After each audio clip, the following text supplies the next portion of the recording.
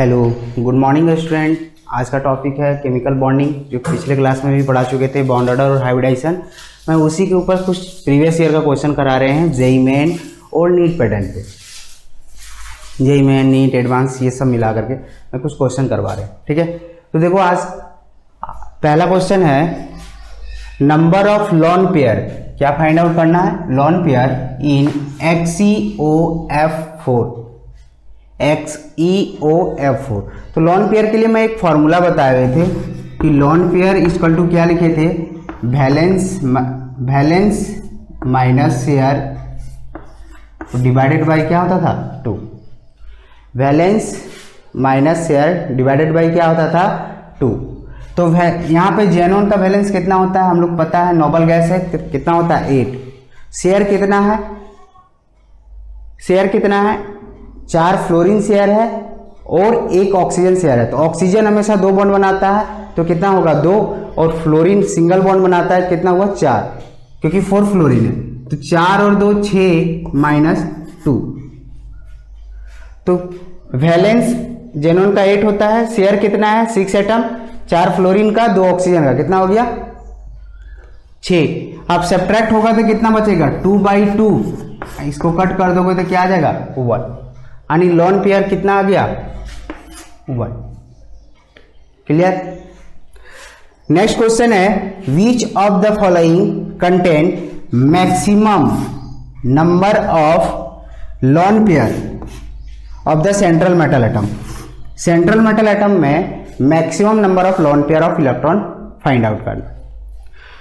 तो देखो ये सवाल है, इसको हम लोग बना सकते हैं। तो इसको ऊपर वाले को रब करते हैं।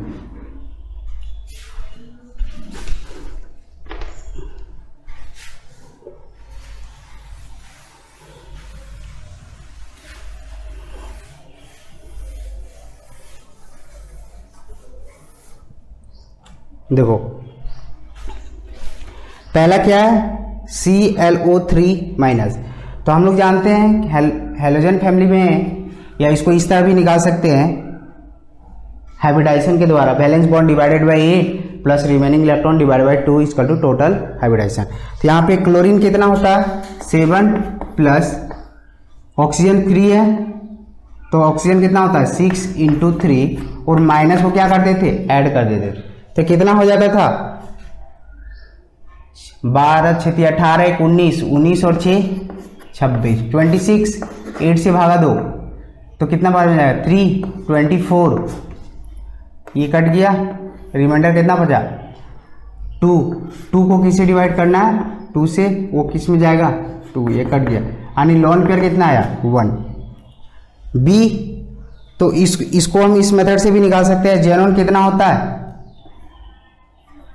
Loan pair equal to xenon कितना होता है 8 माइनस ऑक्सीजन डबल बॉन्ड बनाता है, तो 4 एटम के लिए कितना हो जाए 8 डिवाइडेड बाय 2, मतलब लोन पेयर कितना आ गया 0। SF4 तो ऑल्डस्टाइन से टिपो सल्फर का वैलेंसी कितना होता है 6 इंटू फ्लोरीन कितना होता है 7 × 4, तो कितना आ जाएगा 7 चौक 28, 28 और 6 34, 8 से डिवाइड करो, 8 चौक 32, रिमाइंडर कितना बचा 2, 2 से 2 को डिवाइड करो 1, ये कट जाएगा, यानी लोन पेयर कितना आ गया 1। इसके लिए ये आया लोन पेयर 1, इसके लिए आया लोन पेयर 0, इसके लिए आया लोन पेयर 1। अब इसके लिए निकालते हैं I3 माइनस। तो I3 माइनस हम लोग जानते हैं हैलोजन फैमिली है, और कितना होता है 7 × 3, और माइनस ऐड हो जाता है, कितना हो जाएगा 21, 7 21, 21 प्लस 1 कितना हो जाएगा, माइनस ऐड कर देते हैं, प्लस रहता है सब्ट्रैक्ट कर देते हैं, तो ये कितना हो जाएगा 22, 8 से डिवाइड करो, कितना बार में जाएगा 2 बार में 16, रिमाइंडर कितना बचेगा 6, उसको किससे डिवाइड करना था 2 से, कितना बार में जाएगा 3, ये कट जाएगा। तो ये होता था लोन पेयर और ये होता था बॉन्ड पेयर, यानी लोन पेयर यहाँ पे कितना आ गया 3, यानी मैक्सिमम लोन पेयर किस में आ रहा है, ऑप्शन नंबर डी।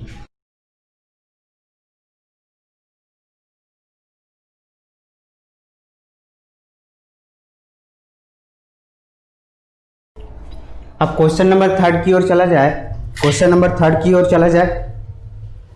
बोल रहा है ऑल इन, पढ़ते हैं अलीन, इसे find out sigma and pi bond and hybridisation. JEE main advance का आया हुआ क्वेश्चन है ये, नीट 2018 का आया हुआ क्वेश्चन है। देखो ऑल इन इसका स्ट्रक्चर होता है,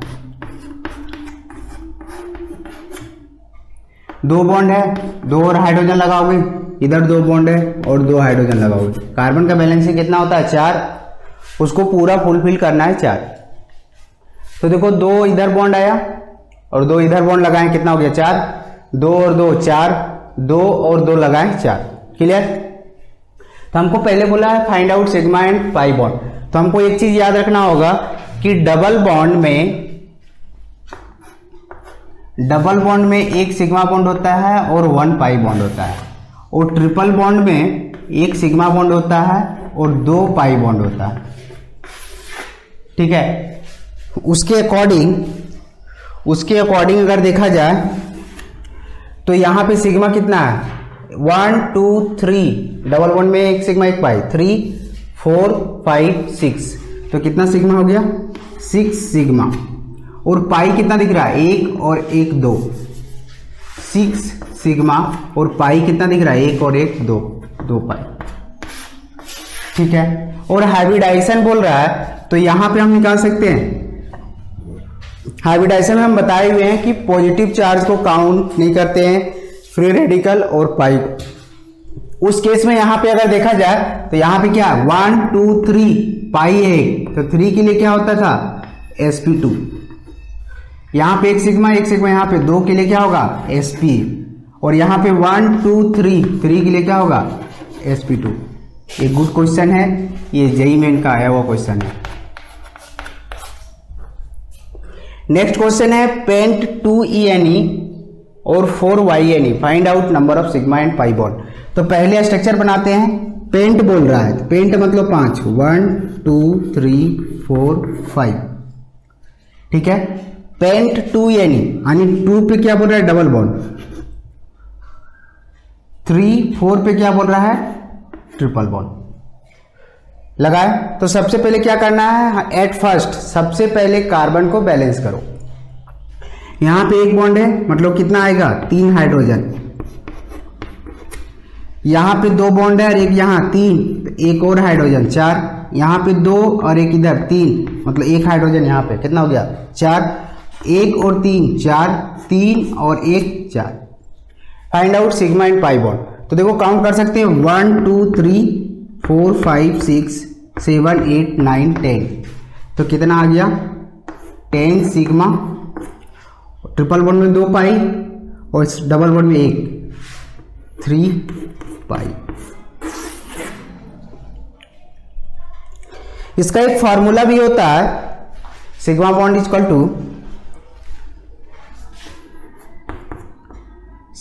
equal to number of carbon atom -1 plus other atom.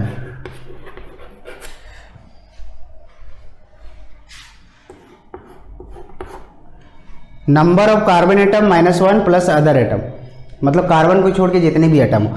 तो कार्बन कितना है 1 2 3 4 5 -1 प्लस अदर एटम मतलब हाइड्रोजन 1 2 3 4 5 6 प्लस 6, कितना आ जाएगा 5 -1 करेंगे तो 4 प्लस 6 यानी 10 sigma.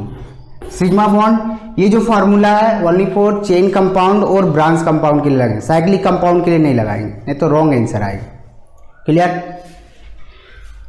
Next, which of the following species contain equal number of sigma and pi bond. Equal number होना चाहिए सिग्मा एंड पाई बॉन्ड का। ये भी नीट में और जेईई एडवांस का आया हुआ सवाल है। देखो मस्त क्वेश्चन है। इसको पहले ऊपर वाला रफ करते हैं।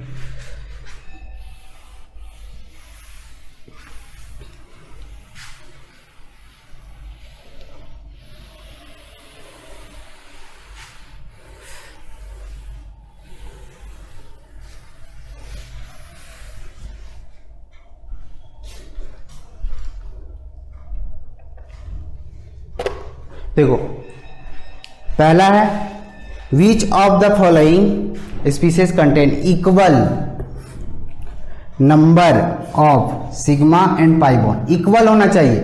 तो पहला एग्जांपल है XeO4, तो इसका स्ट्रक्चर हम लोग पता है, जेनॉन का वैलेंसी कितना होता है 8, ऑक्सीजन क्या बनाता है डबल बॉन्ड बनाता है,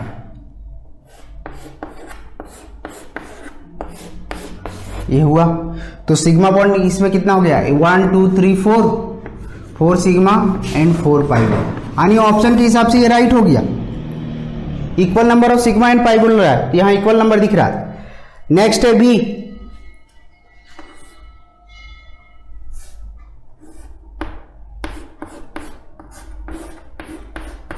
साइनाइड में हमेशा ट्रिपल बॉन्ड लगता है और नाइट्रोजन के ऊपर क्या होता है एक लोन पेयर बच जाता है, इस पे ध्यान देना है। क्यों? क्योंकि नाइट्रोजन का वैलेंसी कितना होता है एटॉमिक नंबर 7 होता है, तो 2,5 और 5 बनता है, मतलब क्या होता है 5 जो होता है वैलेंसी 3 बॉन्ड और 2 5।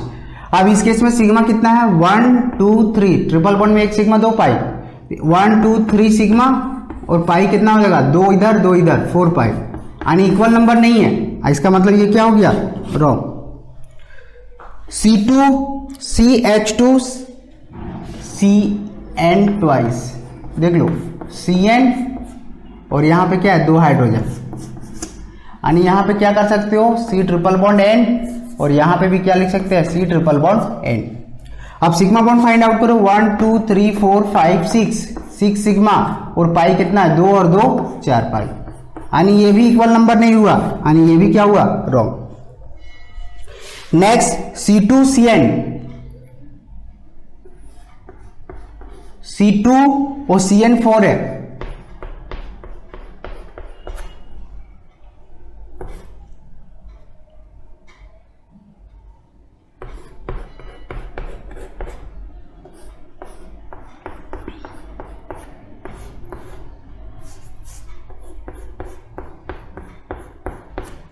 C2CN। अब देखा जाए तो सिग्मा बॉन्ड कितना है 1, ट्रिपल बॉन्ड में 1 सिग्मा एंड 2 पाई, यहां पे 1 2 3 4 5 6 7 8 और 9 सिग्मा और पाई कितना है, तो 2 यहां पे 2 यहां पे 4 2 6 2 8 और 1 9 पाई, यानी ये भी क्या हो गया equal number of sigma and pi bond, यानी ऑप्शन डी भी राइट है। क्लियर?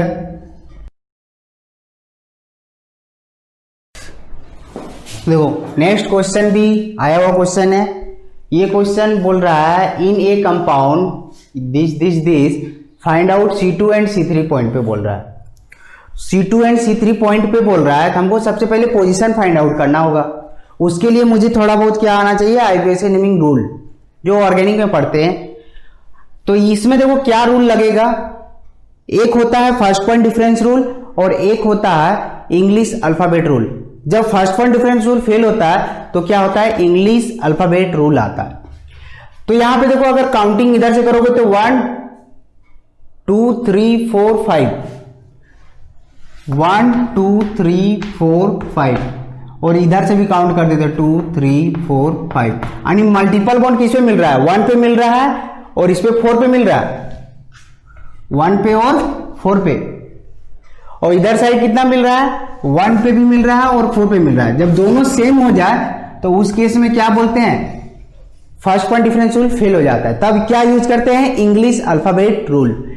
इंग्लिश अल्फाबेट रूल हम लोग जानते हैं डबल बॉन्ड को किससे डिनोट करते हैं ENE से, और ट्रिपल बॉन्ड को किससे डिनोट करते हैं YENE से। ट्रिपल बॉन्ड को किससे डिनोट करते हैं YNE से।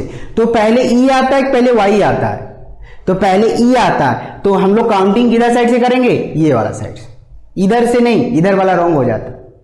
अब मेरा देखो C2 फाइंड आउट हो गया ये पोजीशन और C3 ये पोजीशन। तो C2 पे अगर निकालोगे तो क्या आ जाएगा एक सिग्मा यहां पे, एक हाइड्रोजन 2 और एक 3 के लिए क्या होता है sp2, और C3 पे देखो एक सिग्मा इधर एक सिग्मा इधर 2 और 2 हाइड्रोजन 4 के लिए क्या होता है sp3, यानी 2 और 3 पे क्या आने वाला है sp2 पहला आया। तो sp2 वाले कौन कौन से स्टार्टिंग में एक भी नहीं है, देख लो एक भी नहीं है, इसका मतलब ऑप्शन डी ही जाने वाला था। और sp2 sp3 है, यानी sp2 sp3 आंसर। नेक्स्ट है, in which of the following species in the underline carbon, underline carbon, जहां अंडरलाइन कार्बन कर दिया उस पर हमको sp3 हाइब्रिडाइज खोजना है। sp3 वाला, sp3 मतलब 4 वाला टेट्राहेड्रल, जिसका बॉन्ड एंगल कितना होता है 109। इसको रब करते हैं, देखो तब स्ट्रक्चर नीचे वाले को दिखाते हैं।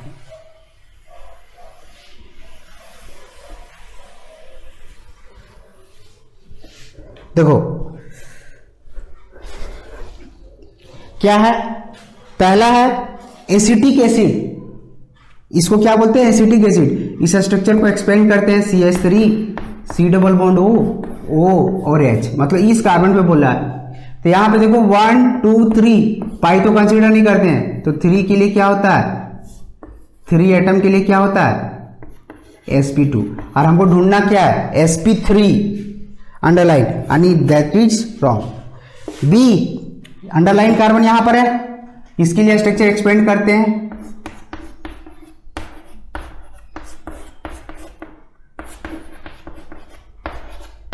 यानी इस पॉइंट पे बोला था, तो 1 2 3 4, यानी यही क्या हो गया sp3 कार्बन। ये क्या है एसीटोन, कीटोन के नाम से भी दे सकता है, आया हुआ भी है नाम से एसीटोन। अंडरलाइन कार्बन क्या है ये 1 2 3 के लिए क्या होगा sp2। अगला इस पॉइंट पे, तो इस पॉइंट पे अगर निकालोगे तो क्या आ जाएगा, यानी sp2। इस पॉइंट पे अगर निकालते तो 1 2 और एक इधर 3, इस पे भी क्या आ जाता है sp2, यानी ये भी रॉन्ग ये भी रॉन्ग, sp2 sp क्लियर। हमको क्या चाहिए sp3 वाला। अब नेक्स्ट क्वेश्चन है question number 8, ClCCl angle of 1,1,2,2 टेट्राक्लोरोइथीन, टेट्राक्लोरोइथीन पे बॉन्ड एंगल बताना है और टेट्राक्लोरोमीथीन पे भी बॉन्ड एंगल बताना है कि बॉन्ड एंगल क्या आएगा। तो देखो टेट्राक्लोरोइथीन, इथीन मतलब क्या होता है, ईथ मतलब 2 कार्बन और टेट्रा मतलब 4 क्लोरो। 1 पे बोल रहा है 2 क्लोरो और 2 पे भी बोल रहा है 2 क्लोरो। अगर ये 1 हो गया तो इसके लिए 2 हो गया, 1 and 2। तो इस केस में इसका हाइब्रिडाइजेशन क्या आ जाएगा, अगर इस पे निकालोगे तो 1 2 3 के लिए क्या होता है sp2 और 1 2 3 इसके लिए भी क्या होता है sp2। और sp2 का एंगल कितना होता है, sp2 का एंगल होता है 120 डिग्री, जिसको हम लोग क्या बोलते हैं ट्राइगोनल प्लेनर। और यहां पे बोल रहा है टेट्राक्लोरोमीथेन, मतलब मीथ मतलब 1 कार्बन और 4 क्लोरो ग्रुप है CCl4, ठीक है। तो इस केस का हाइब्रिडाइजेशन क्या हो जाएगा, 4 के लिए क्या पढ़े हैं sp3 और sp3 होने पे क्या बनाएगा 109.28 मिनट, क्लियर, कोई डाउट।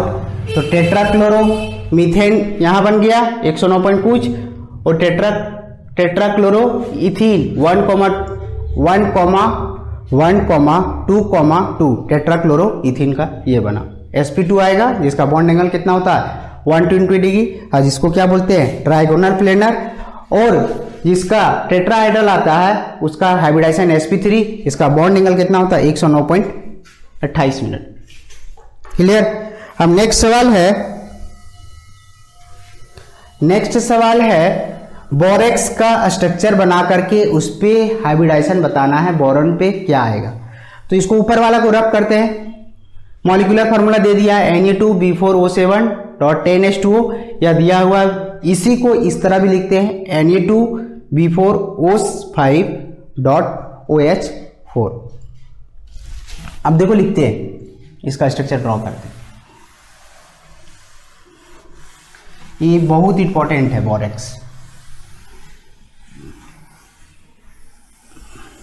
देखो बोरेक्स जो होता है, अगर ये 2 सोडियम ट्वाइस फॉर्म में ये क्या रहेगा यहाँ पे बाहर रहेगा, सोडियम का वैलेंसी कितना होता है +2, इसके ऊपर क्या चार्ज आएगा माइनस।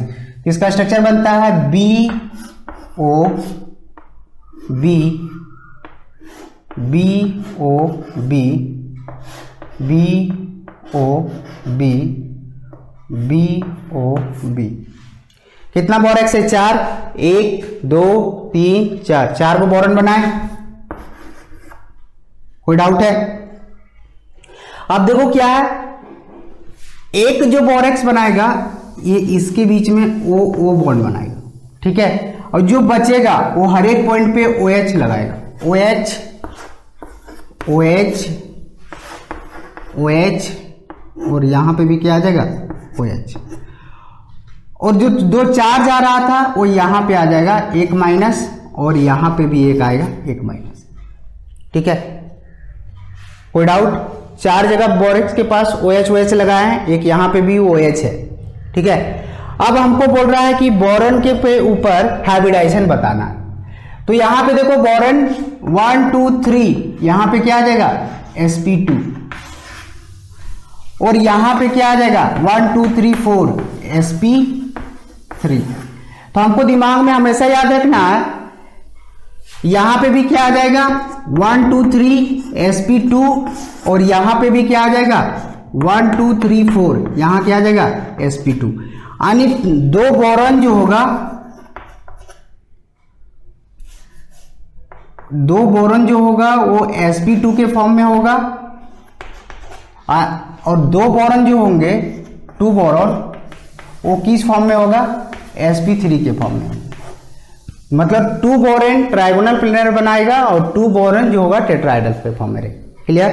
ये आया हुआ क्वेश्चन है, one of the best question. अब नेक्स्ट है बोरिक एसिड। ये भी बहुत अपने आप में इंपॉर्टेंट है। बोरिक एसिड क्या होता है? H3BO3। इसमें बोल रहा है हाइब्रिडाइजेशन फ्रॉम बोरॉन और ऑक्सीजन, ठीक है। हम लोग रेडॉक्स में भी पढ़ाए हुए थे बोरिक एसिड। अब देखो इसको रब करते हैं।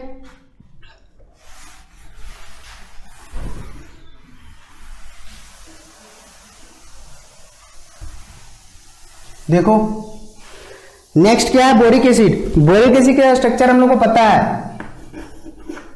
BOH OH और OH। सबसे पहला क्वेश्चन पूछता है कि बोरिक एसिड जो होता है मोनोबेसिक होता है या ट्राइबेसिक। तो हम लोग को पता है कि basicity depends upon number of H+ ion, यानी यहाँ पे 3 आयन 3 H है, इसका मतलब 3 H+ आयन होना चाहिए, यानी बेसिसिटी 3 होना चाहिए। बट ये ऐसा होता नहीं है, क्यों? क्योंकि बोरॉन के पास वैकेंट ऑर्बिटल होता है। बोरॉन कितना होता है? 5। इसका इलेक्ट्रॉनिक लिखोगे, क्या लिखोगे? 1s2 2s2 2p1, यानी इसका 2p ऑर्बिटल क्या होता है? वैकेंट होता है। अब वैकेंट होने के चलते ये क्या होता है? लुईस एसिड होता है। और यहां पे वाटर जो है, वाटर में लोन पेयर होता है, लोन पेयर होने के चलते ये लुईस बेस हो जाएगा। वो क्या करता है? इस पे अटैक करता है और क्या बनाता है? और क्या बनता है? BOH OH OH, और यहां पे दिखेगा, यहां पे ऑक्सीजन पे क्या आ जाएगा? Positive charge. अब इलेक्ट्रोनेगेटिव एटम पे अगर पॉजिटिव चार्ज आता है तो उस केस में ये क्या होता है? अनस्टेबल होता है। तो उस केस में ये क्या करता है? ऑक्सीजन इस H+ आयन को ये लॉस कर देता है, H+ आयन को लॉस करता है। तो H+ के फॉर्म में बाहर जाएगा तो ऑक्सीजन पे क्या आ जाएगा? Negative charge. तो क्या बना देगा? Borate ion BOH4 minus plus H+ ion. ये जो आएगा ये इसका क्या कहलाता है? बेसिसिटी। और ये क्या होता है? मोनोबेसिक। और ये जो इलेक्ट्रॉन लॉस करता है क्या अपना होता है? नहीं। अब इसमें बोरिक एसिड का हाइब्रिडाइजेशन पता करना है। क्या पता करना है? बोरिक एसिड का हाइब्रिडाइजेशन। तो यहां पे चेक करो, इसमें कितना सिग्मा है? 1 2 3 सिग्मा के चलते बोरॉन पे क्या आ जाता है हाइब्रिडाइजेशन? sp2। और ऑक्सीजन पे बोल रहा है, और ऑक्सीजन पे हम लोग को पता है क्या होता है? 2 लोन पेयर होता है, यानी इसका मतलब यहां पे क्या आ जाना चाहिए? 1 2 3 4 के लिए क्या आ जाना? लोन पेयर भी काउंट करते हैं, तो इसका मतलब इसमें क्या आ जाना चाहिए? sp3। बट ऐसा नहीं होता है, क्यों? क्योंकि बोरॉन के पास क्या है, वैकेंट ऑर्बिटल होता है, तो ये क्या कर लेता है, यहां से बैक बॉन्डिंग कर लेता है, और बैक बॉन्डिंग करने के बाद ऑक्सीजन क्या बन जाता है, 1 2 3, तो क्या बन जाता है, sp2।